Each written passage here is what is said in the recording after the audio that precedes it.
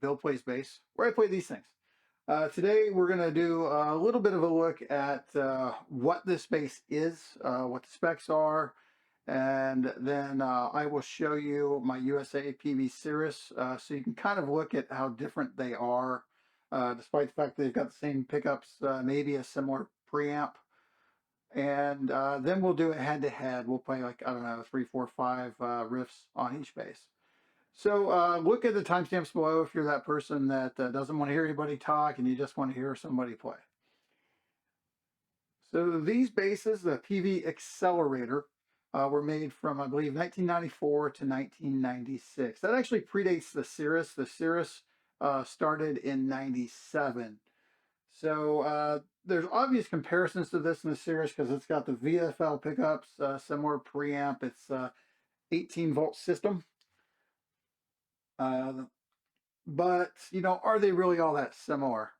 So we're going to take a look at that. These came in 3 flavors. There was just the Peavey Accelerator bass.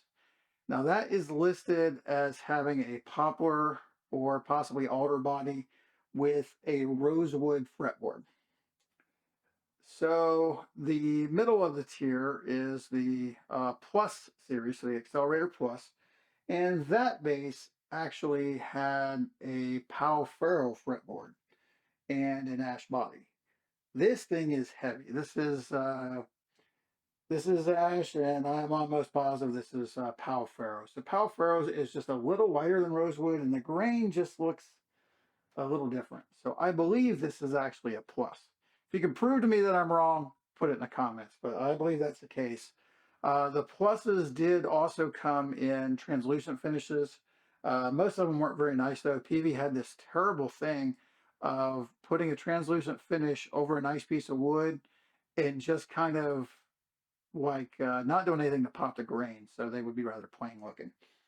So let's take a quick look at the overall features of the bass. So this is a 34-inch scale. We already talked about the woods. You've got this this cool little pearloid pickguard. You have a 2-band 18-volt active preamp. You've got just kind of a lightweight Peavey tuners. That's how they describe them. I don't think there's anything all that exciting about those. And then this bridge is a kind of a standard high mass bridge. I've heard that on some of like the 5 and 6 strings they might have a Wilkinson on them. Oh, that does remind me there is another model that is above these. So it has the 2-Tech bridge on it. So the 2-Tech is a massive, expensive bridge system.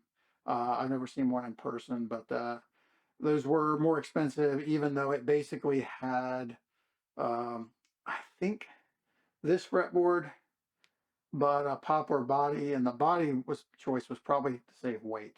That bridge is just a massive system.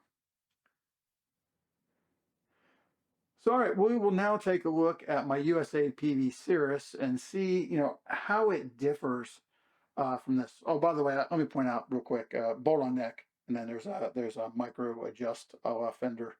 There we go. So again, let's take a look at the USA Peavey Cirrus and see how that differs from that.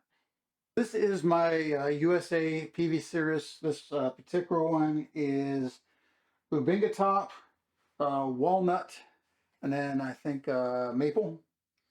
So we've got a multi-laminated neck here with walnut and maple. So I will mention something. The other bass has a 2-piece or bi-laminated maple neck. So that is the kind of the 80s Peavey neck, if you would. Plus the other one feels kind of like a jazz bass. This is different. This is like really thin, but a little chunky. The other one just feels kind of like a jazz bass that's maybe a hair chunky, but more like a jazz bass than this does. So with the Cirrus, you have a 35-inch scale, even on this 4-string.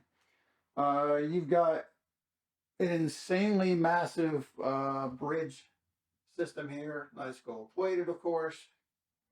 So 2 VFL pickups. as you can see. This has an 18-volt system. This is neck through.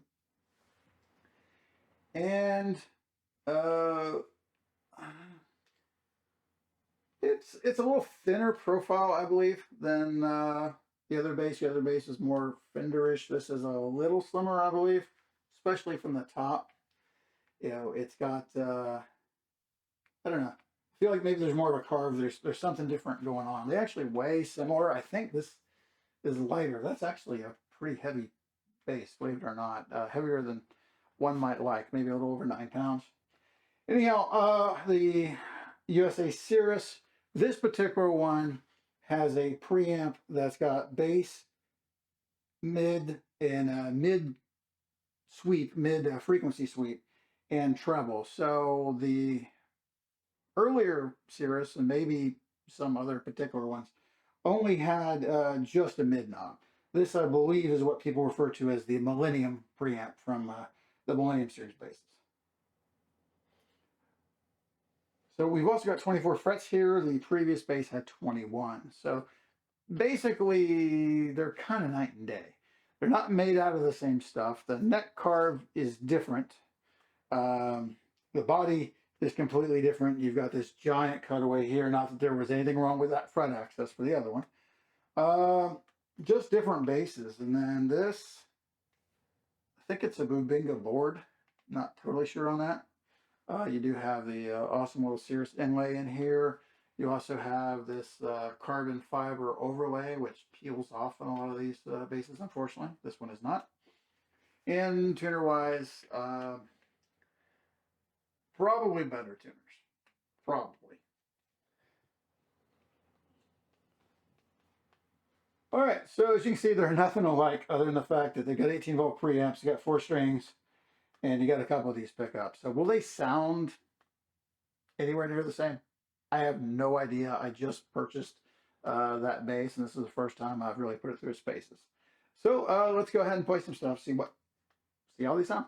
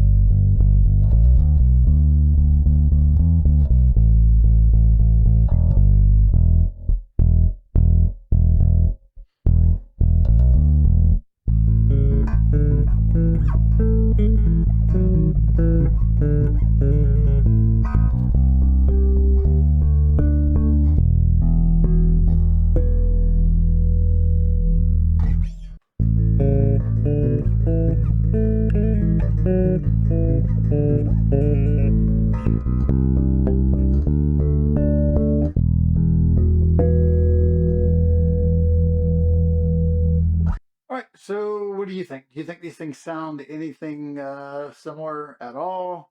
They sound like completely different basses to you. I guess I should say this bad boy here has got some pretty thin strings on it. So that one, the other one, the Accelerator does have more, I don't know, just a little bit of a heavier gauge to them. There's a little more meat on them. So do with that what you will. But anyhow, yeah, this is just for informational purposes. I'm not going to make a judgment call. I like both basses. So let me know in the comments. And again, I do things, all things bass. So if you like things related to bass, please consider liking and subscribing. And I'll see you next time.